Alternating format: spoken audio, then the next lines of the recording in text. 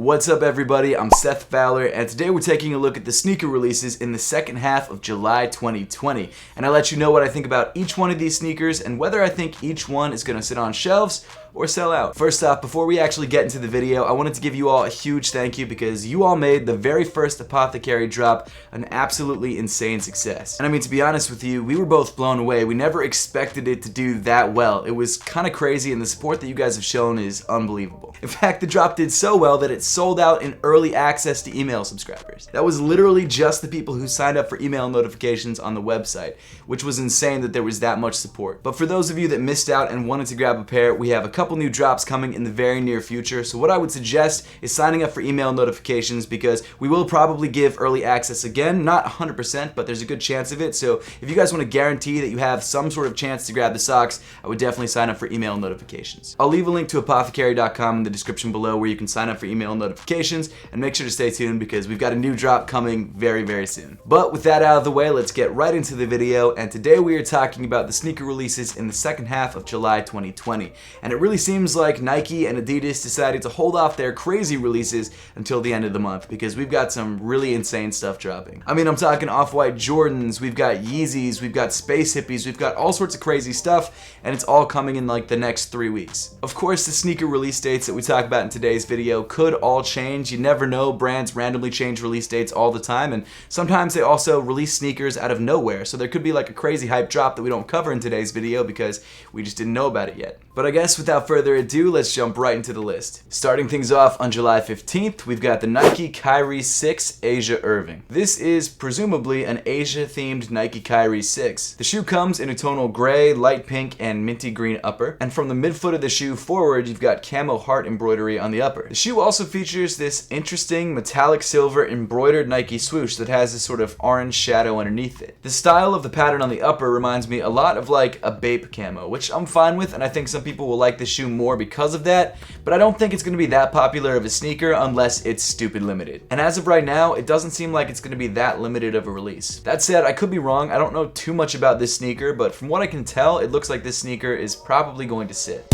Also dropping on the 15th, we've got the Jordan Delta Breathe in Tech White. It looks like this shoe is an updated version of the Jordan Delta. By updated, I mean just updating the materials with an emphasis on breathability. To be honest though, I think they're just changing the materials because the materials look cooler. They don't actually help with breathability at all. I think overall, the Jordan Delta is a pretty solid silhouette, and while the first colorway of the shoe sold out because I think people were excited about a new Jordan, I think the remaining colorways have been pretty easy to find. The Breathe variant of this shoe does seem to revitalize the silhouette a little bit, and I think I prefer this version over the original. In fact, it reminds me a lot of the Nike React Element 87s from last year. It's not a bad looking sneaker. It features a lot of semi-translucent mesh on the upper and also a full-length React midsole, which feels great underfoot, but is it something that I'm planning to pick up? Probably not. All that said, I'm not 100% sure how well this sneaker will do, but I think that the changes that they made were enough to make people excited about this silhouette again. And because of that, I'm going to go out on a limb and say that this sneaker might actually sell out. Then moving on to July 16th, we've got the Air Jordan 11 Low IE Black Cement. Like I've said in a bunch of other videos, and as I'm sure a lot of you all know from just knowing the history of Jordan brand, the Jordan 11 Low IE was the first low-top Air Jordan 11. But while that is the case, I think most people, including myself, prefer the newer Air Jordan 11 Lows that feature the patent leather on the upper. This shoe comes in the very popular Black Cement colorway and features a primarily black leather upper with elephant print wrapping around the midfoot and the heel of the shoe. Not only that, but the shoe also features a gray tongue with the red embroidered Jumpman on the center of the tongue as well as red backing on the back of the tongue. Then the shoe is rounded off by a white midsole and a smoky gray semi-translucent outsole. And overall, it's not a bad looking pair of IEs. In fact, this would be the pair that I would probably consider going for if I was in the market for a pair of IEs, which I'm not. But regardless of my taste, I think a lot of people are excited about this shoe, and I do think that this sneaker will sell out. Also dropping on the 16th, we've got another round of the Nike Space Hippie collection, this time dropping in gray and Volt. This time around, the drop will feature one less silhouette, the Nike Space Hippie 4, and that's because the Volt colorway of this shoe already released in the original drop. On July 16th, we'll be getting the Space Hippie 1, 2, and 3, and they all feature a gray upper with the Volt Nike swoosh. This time around, the midsole and outsole color changes from blue to white, but it still features that Nike grind, which gives it that really cool speckled look. I'm still a huge fan of this collection. I think I prefer the original original colorways better than these newer colorways, but I will still be going for the Space Hippie 1 just because I really want that shoe. If you want to know my full thoughts on the Nike Space Hippie collection and also the Space Hippie 3 in particular, I actually just did a review of that sneaker, which I've linked at the top of the screen. But as you could probably guess from the performance of the previous Space Hippie releases, I definitely think these new colorways will be no different and will fly off shelves. Then moving on to July 17th, we've got the Nike ISPA Road Warrior. This $500 sneaker, yes you heard that right, $500 retail, is actually a pretty cool shoe. Nike really seems to be making a push for sustainability and trying to use all the excess materials that they had from previous sneakers. You see that with the Space Hippie collection, and now you see that with the ISPA Road Warrior. What's so cool about this sneaker is that it's made up entirely of excess materials from other sneakers. You've got leftover straps from some shoes, you've got pieces of fabric that weren't used in t-shirts or in other sneakers. It's this really cool mashup of all these different Nike things coming together to create this really cool recycled looking shoe. And most likely the reason this shoe is so expensive is because it's probably difficult to make because we're working with scraps, and also it's being made up of scraps, which means that there probably aren't many pairs available. In fact, I know there aren't a lot of pairs available. This shoe is very, very limited and will most likely be very difficult to get. I know the price point seems insane, but I think it came out really nicely, and I think it's really cool that Nike is using materials that they weren't going to use otherwise. So even though it's $500, I bet you this sneaker is going to sell out. Moving on to July 18th, we've got the Air Jordan 12 University Gold. This Jordan 12 comes in a primarily black leather upper with a bright University Gold mudguard, midsole, and outsole. And this year, I don't think we've seen too many Air Jordan 12 releases, so it's nice that Jordan Brand is releasing such a solid colorway. This colorway isn't for me personally, but that doesn't mean it's a bad colorway, and I'm also not a huge fan of Air Jordan 12s because of the way that they feel on your feet. So this is not a shoe that I'm going to pick up, but I do think a lot of people are excited about it, and for that reason, I think this shoe is going to sell. And then rounding off the 18th, we've got a highly anticipated Yeezy release with the Adidas Yeezy Boost 350 V2 Zion. I'm pretty sure this shoe was supposed to release a couple months ago, but they pushed back the release because of everything going on in the world at that time, and I think that was the right call. But I was actually able to grab a pair early on Stadium Goods, so if you guys would like to check out my review on the Yeezy Zion, I've left the link at the top of the screen. Honestly, this might be my favorite 350 V2 release of the year, and I really didn't think it was going to be that way. I thought this shoe was just going to be another kind of brown and tan Yeezy Boost. And while that is sort of the case, it definitely looks a lot nicer in person than I ever would have guessed. The 350 Zions feature a darker stripe along the side of the shoe, which already makes them a little bit more unique, and of course being 350 V2s, they're very comfortable. And by this point, I'm sure you guessed, this shoe will definitely sell out. Continuing on to July 22nd, we've got the Nike PG4 Gatorade GX. From what I can remember, this is the third Gatorade themed PG4, except this time around this is themed after Gatorade GX, which is their concentrate that you mix with water to create Gatorade. The shoe comes in tonal orange and white, and what I really like about it is that the outer layer of the shoe is actually semi-translucent, so you can see through to the orange underneath. Maybe that's supposed to play into the concentrate idea where you mix it with something and it creates something else. I don't know, but it's an okay looking sneaker overall. I don't love the way the PG4 looks, and I haven't heard too many other people being excited about the PG4 or this colorway in particular, so for that reason, I think the shoe is going to sit.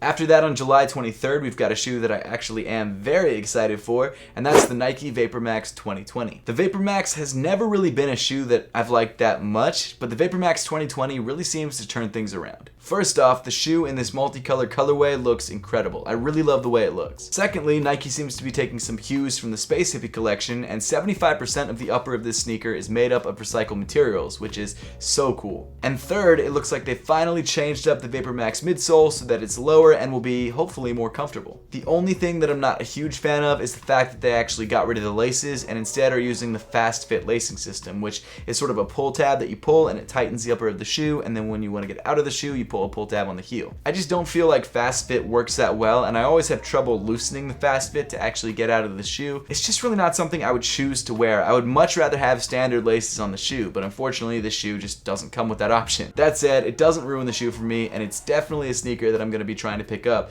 And if any of you guys know anyone at Nike, or if anyone from Nike is watching this, if you guys want to send me an early pair, I'd love you guys forever. It'd be sick. You don't have to if you don't want to, but it'd be pretty cool. And because this is the very first colorway of a new Nike silhouette that I'm sure will be very popular, I think this shoe will definitely sell out. Then releasing on July 24th, we've got the Nike Dunk Low Grateful Dead in Opti Yellow. As I'm sure you've noticed, Nike Dunk Lows are insanely popular right now. I would argue even more popular than they were back in the mid-2000s, which is insane. The last few Nike Dunk collaborations have not only sold out, but are reselling for thousands of dollars, and I wouldn't be surprised if that was also the case for the Grateful Dead Nike Dunks. This Grateful Dead Nike Dunk collaboration comes in sort of a teddy bear theme and features very hairy paneling on the upper. This Opti yellow colorway comes in a very bright yellow, especially on the fur areas of the shoe, and features a blue which accents the yellow on the Nike swoosh, outsole, and on the tongue. I guess I get why people like this shoe because, you've got Grateful Dead fans, you've got Nike Dunk collectors, you've got people who are purely driven by hype, and these shoes are hyped. But for me, it's not a shoe that I would ever wear. With that being said, more power to you if you like this shoe. That's great, go for it, but you're definitely going to have a hard time grabbing it because this shoe is definitely going to sell out. Then on July 25th, we've got the New Balance 327 in Energy line. The 327 has been an incredibly popular silhouette for New Balance, and every colorway that's dropped so far has sold out. However, out of all the colorways that have dropped so far, I kind of think this one's the weakest. It kind of has a weird Christmas vibe to it, and the green, while I like green, doesn't seem to work with like the blue accent on the toe and the sort of reddy brown on the upper. But as you guys know, I'm a big New Balance fan, and unfortunately I have not been able to pick up a pair of 327s yet. So this might have to be the pair, whether I like it or not. The upper of the shoe comes in primarily a green and white mesh, as well as being accented by brown and blue suedes on the toe and on the heel. It's a good looking shoe, I just don't love the colorway, and the 327 is such a popular silhouette right now that I wouldn't be surprised if this shoe sold out. After that, we've got the Nike Air Zoom BB NXT. This is one of Nike's newest basketball sneakers, and it comes in a black and green colorway which they've nicknamed Dangerous. The shoe features an extremely lightweight mesh upper, as well as Air Zoom units under the forefoot and a full-length React midsole. Performance-wise, this shoe is looking like it's going to be a beast, and I think a lot of basketball YouTubers are pretty excited for this sneaker. Me, someone who only plays basketball casually and rarely, it's not something that I really feel like I'm that interested in. I like the way this sneaker looks. I think it's a good looking general use basketball sneaker, but it's not something that I'm planning to pick up. Because this is going to be one of Nike's next main GR basketball sneakers, even though this is the first colorway of the shoe, I don't think this shoe is going to sell out. Next up, we've got another shoe which I just reviewed, the Adidas Yeezy Boost 380 Blue Oat. The 380 as a shoe is fine. It's a very comfortable sneaker. It's probably the most comfortable Yeezy sneaker ever made, or at least Adidas Yeezy sneaker ever made. The Blue Oat 380s come in sort of a tonal brown and orange upper, accented by a bright blue stripe on the side. It's actually the same sort of blue that's on my sweatshirt, and it doesn't fit. If you're a 380 collector, or maybe you haven't bought a pair of 380s before and you really want to try a pair, maybe pick this pair up, or maybe you love the colorway, which I think there are people out there who do. A lot fewer than most, but there are people out there. Sure, grab the shoe, that's fine. But to be honest, I think a lot of people are going to steer clear of this colorway, so I think the Yeezy Boost 380 Blue Oats are probably going to sit. I know, it's crazy, it's a Yeezy, but we've seen 380s sit before, and this colorway is worse than all the other 380s, so I wouldn't be surprised. And then we've got the insanely exclusive release of the Air Jordan 1 High COJP Neutral Gray. This shoe is coming back for the first time since its exclusive release in Japan. However, it's going to be stupid limited. Apparently this shoe is limited to just 2,200 pairs for the year 2020, and they're all numbered. I think they also come in a briefcase, which I've got to be honest is pretty cool. Colorway wise though, this shoe is boring. I'm gonna be honest, it's a boring shoe. I understand that collectors and OG heads are gonna be very excited about this shoe because of what it actually is, and I know there's a lot of hype behind it, so you're gonna have hype beasts after it as well, but for me, sure, I'd be happy to have a pair because of the story behind it and, the fact that it's stupid exclusive, but is it something that I would wear if it wasn't crazy exclusive? No. The colorway is fine, but if it wasn't an insanely exclusive release, I don't think it would sell out. But I guess there's no point in debating that because it is an insanely exclusive release and it absolutely will sell out.